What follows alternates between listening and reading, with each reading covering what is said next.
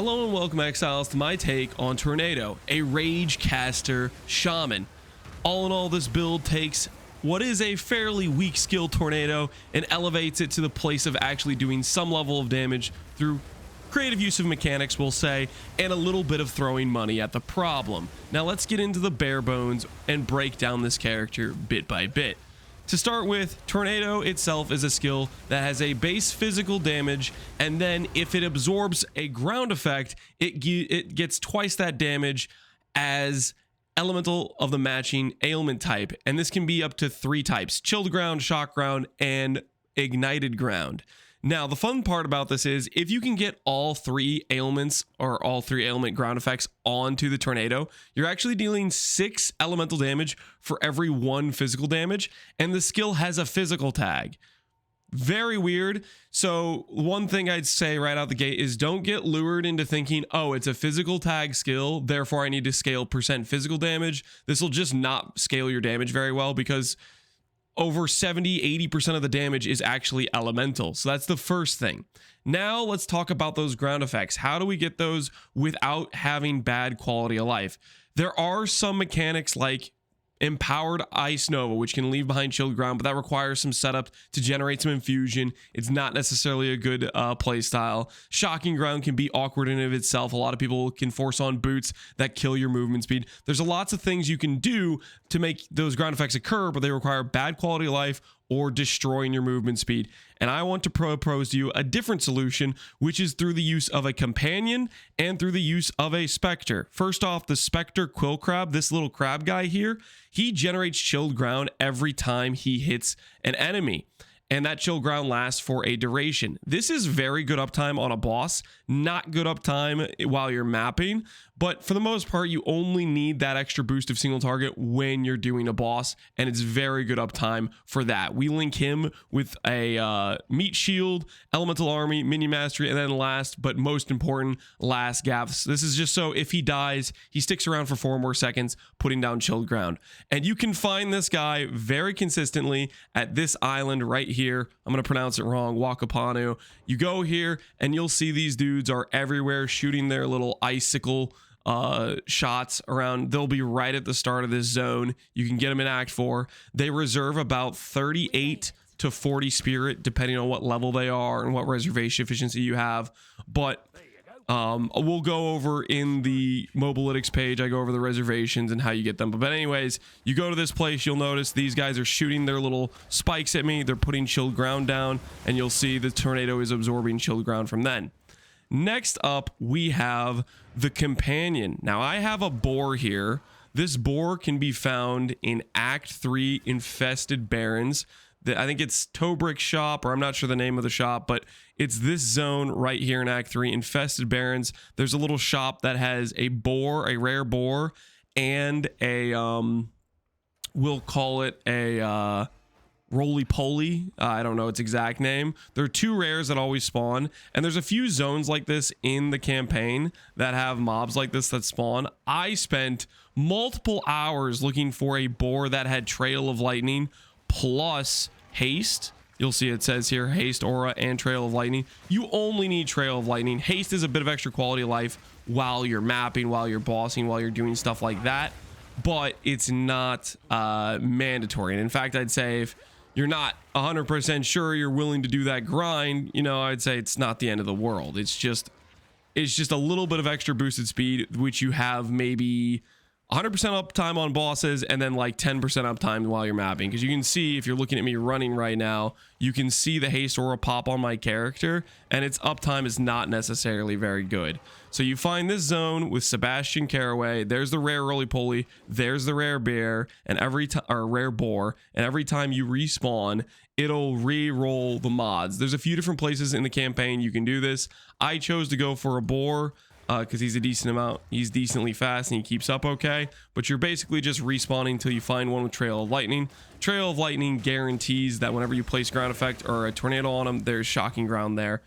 Another good place you could do this is the town in the interludes, the big desert area. If you just go like northwest, northeast or something, right out of the town, there's a Tobrick Shop, which has 2 rare like I don't know what they are, mosquito, flying big giant mosquitoes type of things.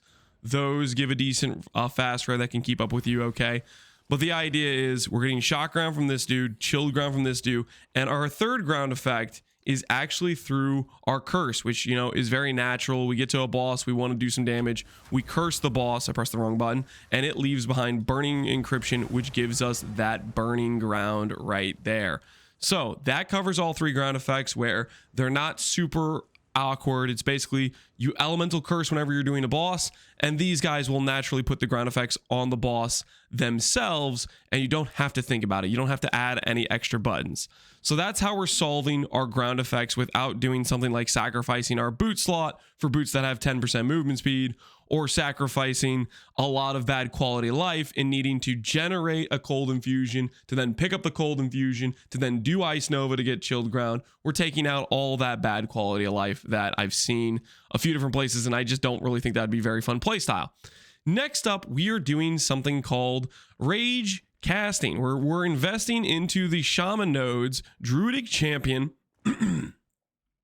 combined with Furious Wellspring. Now, what does this give us? We got up to 75 or 71 rage. The reason for doing this, I think, is it's actually pretty good damage. 35% more damage from this node here. Then if you add in this notable here, you get 140% increased damage. Then if you add in a bonded mod rune here, you get another 70% damage. So we're around 210% spell damage and 35% more. And then you add in something like Berserk, gives you about 80% effect. You multiply those numbers, you're looking at roughly, let's say, 60% more damage and like 350% increased spell damage. That's actually quite a lot.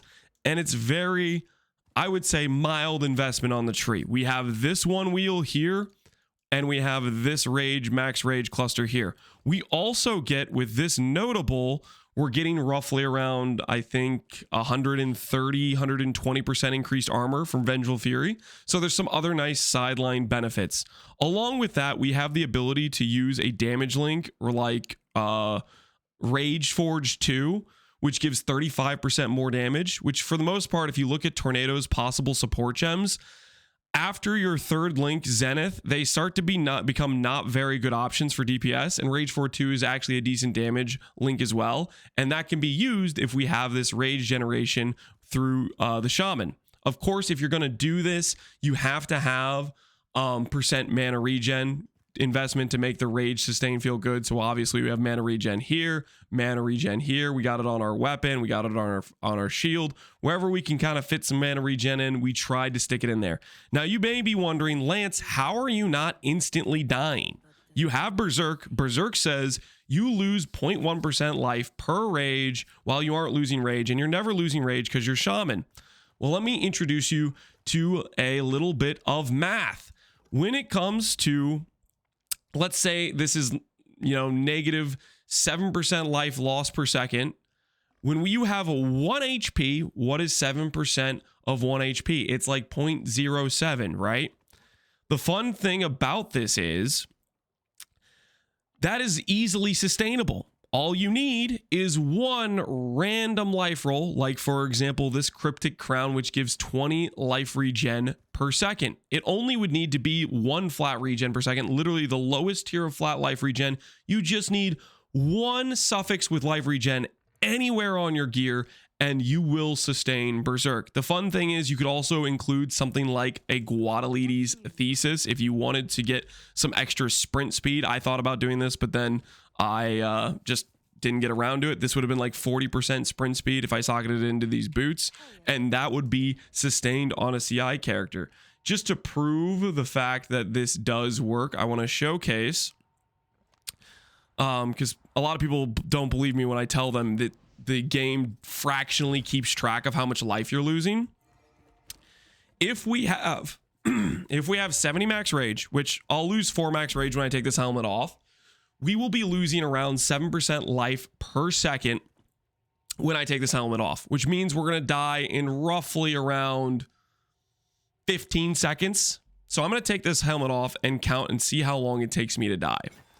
and I bricked a lot of my items. 3 1000, 4 1000, 5 1000, 6 1000, 7 1000, 8 1000, 9 1000, 10 1000, 11 1000, 12 1000. You don't see it on your bar. 15 1000, and I'm dead. So this is just to prove that yes, the game keeps track fractionally how fast you're losing that rage. Without the one source of flat regen, you will eventually just die. And all you need to do to counter it is a little bit of flat life regen. Another thing I should mention about this character is that was one of our deaths. We've died 3 times. One of those was in the campaign. And one of those was to me misplaying Uber Arbiter and dying to one of those big donut bombs. This character ends up feeling very tanky using the combination of high ES and actually armor. Believe it or not, I feel like hybrid armor works for this character pretty well. We have grabbed, as I said earlier, like 120% armor here. And then throughout our tree, we have a lot of very efficient ES nodes, which happen to come with, you guessed it, percent armor on them all over the place. We also have a node like this, Reinforced Barrier, which says if you're not on low energy shield, defend with 20% more armor. And with Iron Slippers, which is our anoint, this thing right here, we get flat armor from our ES boots and a hybrid helmet. We actually get to a pretty decent armor number. We're all the way up to 14,000. And then if I generate an endurance charge, which I will get into a bit here, if I generate an endurance charge, it goes up to 17,000 armor, which 17,000 armor might not sound like a lot, but when you have 18 to 20,000 energy shield, it is very effective. One thing I really noticed about this character is a lot of times when you play ES builds, you get knocked down and you get all this chip damage. That armor is very effective at mitigating that chip damage. And even though it's not like a crazy amount that it's going to work on big hits, you have your big HP pool for the big hits, and then you have the good armor for all the small hits, and it takes out one of the big annoying factors to ES. Another fun thing about combining armor scaling with an ES build is this node right here, Adamant Recovery, which gives recharge rate for 40% of my armor. So let's say I have 200% armor, that's 80% recharge rate. I don't have recharge rate anywhere on my tree. I just have a little bit of faster start of recharge here and some faster start of recharge here, which means I don't have to wait very long for my recharge to start. But then this node right here means our recharge rate is quite good, combined with the bonded mod with the Creation Recovery Rune, which gives 50% recharge rate and faster recharge. This, in this belt, ends up giving a ton of faster start and recharge rate, which makes recharge feel very good. When recharge procs, which it only takes less than 2 seconds to proc, we regenerate at 8k per second. So if the enemy just stops hitting us for just a little bit of time, we are back up to full with no issues. You could try to force in some extra spirit to go for convalescence, but I think it's largely very unnecessary. I played a bunch of less recovery rate maps. I played a bunch of just Alk, double slam, and go maps, and we just had very little issues. There were a few times where, okay, I had to look at the screen and be like, yo, I should dodge for a second here. For example, we did a max difficulty simulacrum, and at the final wave, there were a couple times where I was like, okay, I should probably dodge a few mechanics here, let my recharge stop or start again, and we're good to go. But that's the idea here. That's how we got good recharge with just this belt, this wheel here, and Adamant Recovery. It actually paired pretty nicely.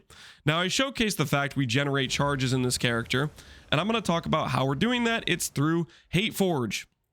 Hateforge has a mod that says generate a charge when you spend rage, or it said not when you spend rage, it says when you reach maximum rage. So the thing is, you spend rage, which makes your rage go below maximum, then you regen, you're back up to full, thus you're generating a charge. So that's kind of what's happening there. It's a random charge, so sometimes you get power charges which aren't useful for this character. We don't hit anything, we have a dot skill, but frenzy charges are skill speed, which feels good, and endurance charges are more defense, which scales our ES and our armor, which is why we're using charge regulator, in case you're wondering what is going on there. And the important thing about the Hateforge is you have to use a Vaal Cultivation Orb and remove the mod that says lose rage when reaching maximum rage. Basically, it allows you to use Hateforge on a rage character and have the benefits of Hateforge without the downside of it deleting your rage randomly. The game just crashed on me, but we're back now. So Hateforge, you need to use Cultivation Orbs on it. It's like a 1 in 5 to remove the lose charge mod. And ideally, you want your charge gain to be a lower number and you want your max rage to be a higher number is ideally what you're looking for. Now, you might be thinking, that's a pretty costly outcome because you have to have multiple RNG factors. You have to have the well-rolled Hateforge. Then you have to roll off the bad mod. This is where I have to say this character is not something I'd recommend on a budget. I think I included that in the start of the video where I talked briefly about you throw some money at the problem. Tornado is a weak skill. What would have made it not a weak skill is if GGG balanced it and said, you know what, this is allowed to stack. And what do I mean by that? Limit. You could add plus limits. I could put 3 tornadoes on top of an enemy. Only 1 tornado will deal damage at a time. This is heavily hindering its scalability because, for example, I can invest into plus limits and that won't do anything. Another example of this is the Morgana's Tempest. Why, oh why did they do this? I don't know, but this is an example of support that is apparently, it looks like it's designed for Tornado. It says, hey, get some travel speed. When you cast your Tornado, they go somewhere. You get +1 limit. And then for some ungodly reason, they decided to put 35% less damage on it. So Tornado, a skill that already struggles with single target, also has something that makes it so it literally deals less damage. And the +1 limit doesn't give it extra damage. Yeah, some builds get Rakiata's Flow, which double, triple your damage, or Gorokin's Resolve, but Tornado, it gets this support gem for its legacy gem, and it literally just makes its damage worse. Don't know why, but it's part of the reason why I would not recommend this character on the budget, on a budget, because you need good gear to make up for the fact its skill is just not great scaling wise, because the tornadoes can't stack, and it is a dot skill, which means you can't scale into crit. So your only vectors of scaling are % damage, more damage, lowering enemies' resistance, and gem levels. Those are pretty much it. For example, we scale into gem levels via a +5 wand, a +2 focus, a +3 amulet, +1 from its Ziri's Splendor, which is probably the most expensive item I have in this character, but it's stuff that I invested into to try to make it work on having some level of damage, and +3 Prism of Belief. This is part of the parts where you invest into it, you can make the tornado do a decent amount of damage, but you need some more expensive pieces to make it work, because at a baseline, the skill is not super strong, is what I would say. On top of all of that, the skill is a bit awkward on controller targeting. A lot of times I'll be in a room with an enemy, like a boss here, and I'll click tornado, and my character will decide to put a tornado over in like the corner instead of on the boss. Sometimes the targeting is a bit inconsistent, as well as while you're mapping, you might put a tornado on a back of mobs here and want to put a tornado on this pack of mobs, but the game will just put a second tornado on this pack of mobs that's going to die to this tornado anyways. So there's a bit of awkward targeting, stuff like that. All in all, I had a lot of fun playing the character. I'm not trying to discourage you guys too much, but I want to caution you, if you play this build, you probably need some budget to throw at it to make it deal some acceptable single target damage, is what I would say. Of that, I would think you kind of really need Prism of Disbelief. I think you could get away without at Ziri's Splendor. Losing 1 plus level is not going to kill the ability to do single target, but losing +3 levels, you're starting to take it from being able to kill max difficulty bosses to killing the bosses without the difficulty passive spec on your tree, if that makes sense. So that is some of the ideas behind the character. Some of the other things we did for this character is we got Spirit on our amulet plus Spirit from Against Darkness. If you just had a solar amulet base that you crafted, you wouldn't need Spirit Against Darkness. I have a Clarity Jewel, which is unnecessary here. You could drop Clarity, and then if you had a solar amulet, you'd have the Spirit you need to reserve all the same reservations. We are also using a medium small metamorphosis. Shout out Alweezy who pointed this out to me, but it works to give you these really nice notables, Vengeful Fury, Prism Guard, and it even could collect Projectile Bulwark if we wanted it. So very nice use here in case you wanted to save on money and not use something like a From Nothing Blood Magic here, which is very expensive in contrast.